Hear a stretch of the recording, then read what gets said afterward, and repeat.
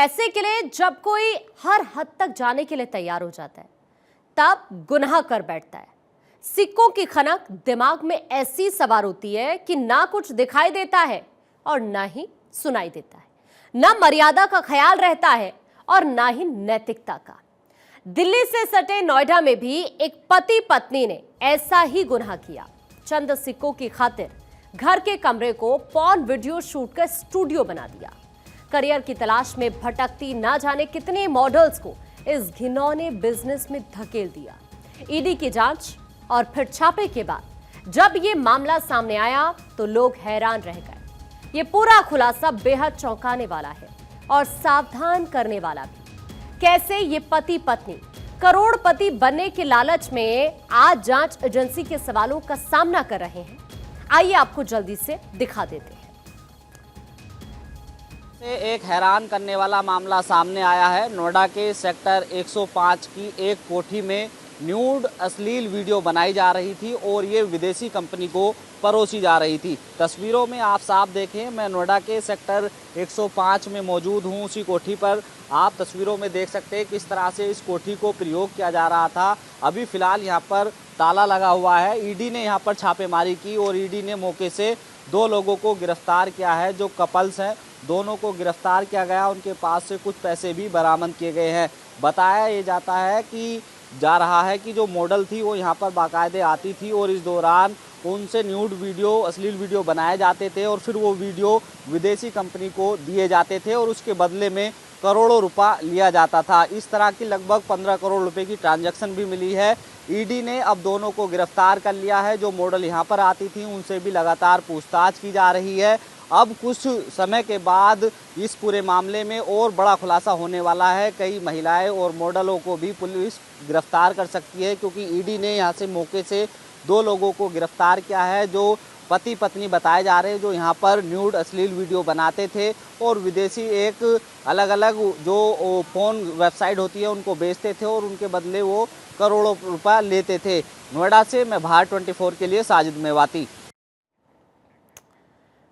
और अब आपको यह भी बताना जरूरी है कि किस तरह से ये धंधा यहां पर चल रहा था। दरअसल नोएडा में चल रहा था पॉर्न का कारोबार। सेक्टर 39 थाना क्षेत्र के सेक्टर 105 का ये पूरा मामला है। कुछ ग्राफिक्स के जरिए हम आपको बता रहे हैं।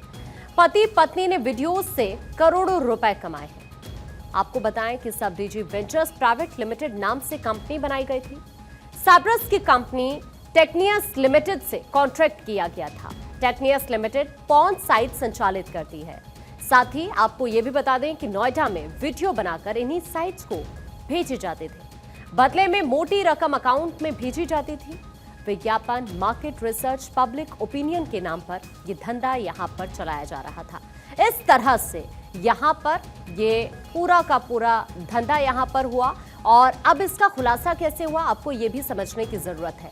फेमा नियमों के उल्लंघन शक पर ईडी ने यहां कार्रवाई की। ईडी ने जब यहां जांच शुरू की तो पूरा खेल सामने आ गया। सब डीजी कंपनी और डायरेक्टर्स के खाते में मोटी रकम आई। विदेशों से 15 करोड़ 66 लाख रुपए ट्रांजैक्शन का पता चला। नीदरलैंड से भी एक अकाउंट का पता चला। इस अकाउंट में 7 करोड़ रुपए भेजे गए। इंटरनेशनल डेबिट कार्ड के जरिए भारत में कैश निकाला गया। ऐसे ये पूरा खुलासा होता है। अब आपको यहाँ पर कुछ और जानकारी भी देते हैं। दरअसल सोशल मीडिया के जरिए मॉडल से कांटेक्ट किया गया था। मॉडलिंग में करियर बनाने का सपना इन्हें दिखाया जाता था। सोशल मीडिया और कुछ और अन्य वेबसाइट्स पर ऐड दिया जाता था। ऐड देकर यहाँ पर लड़कियों को मोटी कमाई का लालच दिया जाता था। इन मॉडल्स को पॉर्न की दुनिया में धकेल दिया जाता था। वीडियो से कमाई का 25% हिस्सा मॉडल्स को दिया जाता था। छापेमारी के दौरान कुछ मॉडल्स शो करती भी दिखी। ईडी ने इन मॉडल्स से पूछताछ कर इनके स्टेटमेंट भी रिकॉर्ड कर लिए हैं। अब ईडी यहाँ पर कैसे पहुंची ये तो हमने बताया, लेकिन पॉर्न के मकर जाल से कैसे बचे, अब आपके लिए ये जानना बहुत जरूरी हो जाता है। सोशल मीडिया विज्ञापनों पर आंख मूंदकर भरोसा बिल्कुल ना करें। विज्ञापन की पड़ताल के बाद ही संपर्क करें। किसी तरह के लालच या फिर झांसे में न आए। शक होने पर नजदीकी पुलिस स्टेशन पर शिकायत जरूर करें। सोशल मीडिया के जरिए दूसरे लोगों को भी जागरूक करें, बहुत जरूरी हो जाता है। और इस वक्त हमारे साथ हमारे सहयोगी साजिद मेवाती जुड़ गए हैं। साजिद, अभी आपने वहां से ग्राउंड रिपोर्ट भी दर्शकों को दिखाई। ये पूरे के पूरे मामले का जो खुलासा हुआ है वाकई चौंकाता है। अभी चूंकि ईडी की टीम भी बाकायदा वहां पर पहुंची, कार्रवाई का सिलसिला शुरू हो चुका है। फिलहाल क्या अपडेट्स हैं वहां से? बिल्कुल, देखिए, शुक्रवार को फ्रेमा के तहत जांच पड़ताल करने के लिए ईडी की टीम नोएडा के सेक्टर 39 थाना क्षेत्र के सेक्टर 105 में पहुंची। जिस कोठी के सामने मैं खड़ा हूं, इसी कोठी पर जब जांच करने के लिए पहुंची तो यहां कुछ और ही खेल चलता हुआ नजर आया। यहाँ पर एक पति पत्नी बाकायदे फोन स्टूडियो बनाकर यहाँ पर शूट कर रही थी और इस दौरान कई मॉडल भी यहाँ पर मिली, जिनसे लगातार ईडी की टीम पूछताछ कर रही है। जब सामने जांच पड़ताल हुई तो ये पता चला कि जो पति पत्नी है वो वेबसाइट जो विदेशी हैं उन वेबसाइटों को न्यूड सोशल वो अश्लील वीडियो बनाकर उनको बेचती हैं और इसके बदले में करोड़ों रुपए लेती हैं। लगभग पति पत्नी के खाते में 15 करोड़ से ज्यादा पैसा आया, जिसकी जांच लगातार ईडी की टीम कर रही थी। अभी फिलहाल ईडी की टीम यहाँ से जा चुकी है और दरवाजे पर ताला लगा हुआ है। ईडी की टीम ने मॉडल्स के बयान रिकॉर्ड कर लिए हैं, उन बिंदु पर जांच कर रही है। लेकिन बड़ी बात ये रही कि लोकल इंटेलिजेंस और जो स्थानीय पुलिस है उसको कानो कान भनक नहीं हुई। पिछले काफी दिनों से इस तरह का गंदा काम नोएडा के सेक्टर 105 में हो रहा था। ये नोएडा के सेक्टर 39 थाना क्षेत्र के सेक्टर 105 की तस्वीर सामने आई है। लेकिन यहाँ पर ईडी ने डायरेक्ट छापेमारी की और इस दौरान पति पत्नी को यहाँ से पकड़ा है, तो वहीं कई मॉडल भी यहाँ से पूछताछ के लिए उनसे पूछताछ की जा रही है, क्योंकि वो मिली है। यहाँ पर बताया ये जाता है कि विज्ञापन के माध्यम से ये जो पति पत्नी थे उनको बहला फुसलाकर यहाँ को बुलाते थे, उन्हें लाखों कमाने का झांसा दिया जाता था, उनको बताया जाता कि आप अपना करियर बना सकते हैं, लेकिन उन्हें ये नहीं पता होता था कि यहाँ पर आकर इस तरह का काम करना पड़ेगा। हो सकता है कि लगभग सैकड़ों लड़कियां यहाँ पर आई थी। बिल्कुल साजिद, आप सही सवाल यहाँ पर उठा रहे हैं, मैं आपके पास लौटूंगी। लेकिन जिस तरह से इस पूरी वारदात को यहाँ पर अंजाम दिया जा रहा था पिछले कई दिनों से, जो यहाँ पर खेल चल रहा था, भारत 24 के भी कई सारे सवाल हैं। आप देखिए, इस वक्त जो भारत 24 के सवाल है, सबसे पहला सवाल ये उठता है कि ये जो यहाँ पर खेल चल रहा था, पॉर्न शूट के धंधे के तार आखिरकार कहाँ तक जुड़े हुए हैं? पॉर्न कारोबार की भनक पुलिस को आखिरकार क्यों नहीं लगी? ये एक सबसे बड़ा सवाल उठता है। मॉडल्स लगातार यहाँ पर आती जाती रही हैं, लेकिन किसी को भी शक नहीं हो पाया। रेजिडेंशियल इलाका है, यहाँ पर ये धंधा कैसे चल रहा था? ये बहुत बड़े सवाल है और अब इन सवालों के जवाब तलाशने की कोशिश की जा रही है। सबसे बड़ा सवाल तो यही है कि स्थानीय पुलिस को भनक तक नहीं लग पाई। इतने दिनों से यहाँ पर इस तरह का ये धंधा चल रहा था, इस तरह से यहाँ पर ये खेल चल रहा था, लेकिन पुलिस को पता ही नहीं चल पाया। और सबसे बड़ी बात, न जाने कितनी लड़कियां इस तरह से इस पूरी वारदात का शिकार हुई होंगी। आप समझ सकते हैं। अभी धीरे धीरे हालांकि खुलासे हो रहे हैं, चीजें स्पष्ट हो जाएंगी जैसे जैसे जांच पड़ताल आगे बढ़ेगी। साजिद हमारे साथ लगातार बने हुए, एक बार फिर से साजिद का रुख कर लेते हैं। साजिद, सवाल बहुत सारे हैं और सबसे बड़ा सवाल तो यही है कि इतने दिनों से यहाँ पर ये सब कुछ हो रहा था, लेकिन स्थानीय पुलिस को पता ही नहीं चल पाया।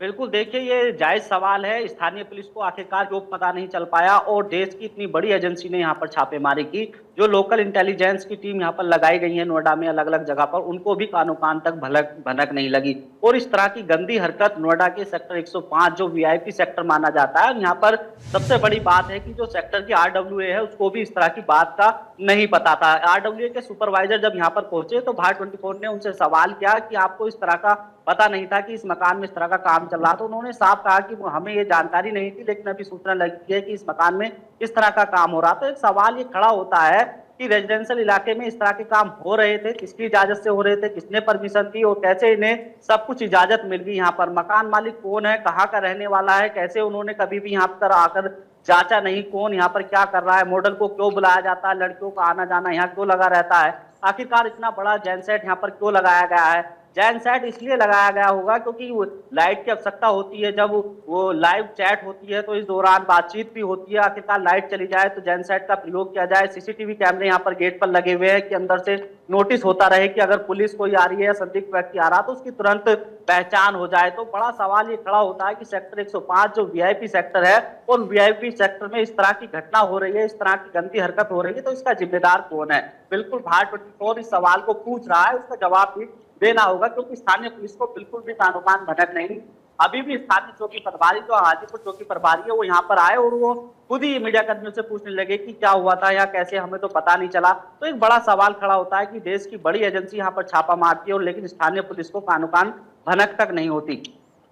बिल्कुल आप सही कह रहे हैं और सबसे बड़ा सवाल तो उन लड़कियों का भी है, क्योंकि अभी तो जैसे जैसे जांच पड़ताल आगे बढ़ेगी वैसे वैसे खुलासा हो पाएगा कि अभी तक कितनी लड़कियां इस वारदात का शिकार हुई हैं। सबसे बड़ा सवाल तो इस वक्त ये बना हुआ है, क्योंकि ना सिर्फ नोएडा की बल्कि जिस तरह से एडवर्टाइजमेंट ये चल रहे थे अलग अलग सोशल मीडिया प्लेटफॉर्म्स पर, वहां से लड़कियां यहां पर पहुंच रही थी, तो समझा जा सकता है कि देश के अलग अलग हिस्सों से बड़ी संख्या में लड़कियां जरूर इस वारदात का शिकार यहां पर हुई हैं। लेकिन अधिकारियों से आपकी बातचीत हुई है क्या इस पूरी वारदात के रिगार्डिंग? उनका क्या कहना है?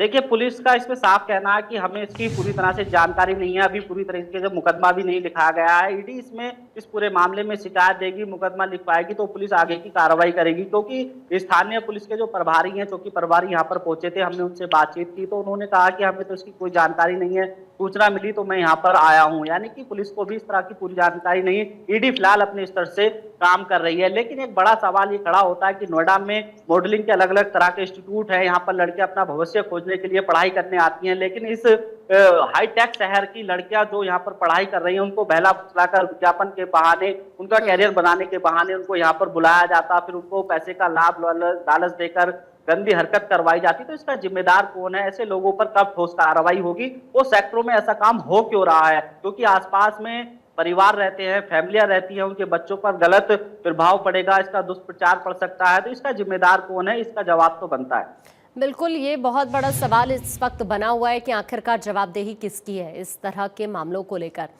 लेकिन अभी जैसा आप भी वहां से जानकारी साझा कर रहे हैं, ईडी की टीम वहां पर पहुंची थी, क्या क्लू ईडी की टीम को वहां से अभी हाथ लगे हैं? कोई इसके बारे में जानकारी मिल पाई है क्या अभी?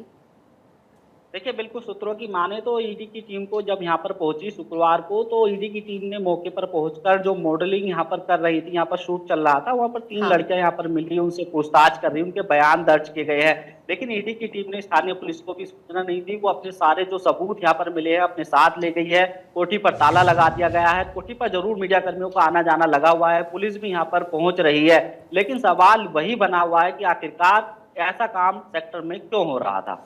बिल्कुल, सबसे बड़ा सवाल, और सबसे बड़ा सवाल ये भी साजिद कि आसपास के लोगों को भी नहीं पता चल पाया। आप ग्राउंड पर मौजूद हैं, क्या आपने वहां पर लोगों से बातचीत करने की कोशिश की है क्या इसके रिगार्डिंग? देखिए, बिल्कुल हमने आसपास के घरों में रहने वाले लोगों से बातचीत करने की कोशिश की, लेकिन उन्होंने ये कह दिया कि ये बहुत ही गंदा काम है, हम इस पर कुछ भी बोलने के लिए तैयार नहीं है। जो स्थानीय पुलिस है वो पीसीआर पूरे दिन घूमती रहती है, आखिरकार उनको क्यों पता नहीं चला कि इस घर में ये हो रहा है? क्योंकि अक्सर ऐसा होता है कि गाँवों में कोई घटना हो जाती है तो आसपास के लोग तुरंत उसकी जानकारी दे देते हैं, लेकिन शहर में ऐसा बिल्कुल नहीं है। ये बिल्कुल माना जा सकता है कि शहर में पास में भी कुछ भी होता रहे तो पड़ोस को कोई मतलब नहीं होता। वही स्थिति आज नोएडा की बन गई है कि पड़ोस के लोगों को भी इसमें ज्यादा हस्तक्षेप करने की जरूरत नहीं दिखाई दे रही, क्योंकि पड़ोसियों ने साफ इनकार कर दिया कि हम इस पर कुछ नहीं बोलेंगे। लेकिन उन्हें यह जानकारी जब मिली कि यहाँ इतनी गंदी हरकत हो रही थी तो उन्होंने कहा कि ऐसे लोगों पर कड़ी कार्रवाई होनी चाहिए। लेकिन वो कैमरे पर बोलने के लिए बिल्कुल भी तैयार नहीं है, क्योंकि ये मामला थोड़ा पोर्न वेबसाइट से जुड़ा हुआ है। लेकिन साजिद, आपको क्या नहीं लगता कि सिर्फ इस धंधे से ये दोनों पति पत्नी ही जुड़े हुए नहीं हैं? जिस तरह से इतना बड़ा ये पूरा का पूरा एक तरह से कहें तो कारोबार इन्होंने इसे माना हुआ था और इतनी बड़ी वारदात यहाँ पर हुई, क्या आपको लगता है कि सिर्फ ये पति पत्नी तक ही सीमित है?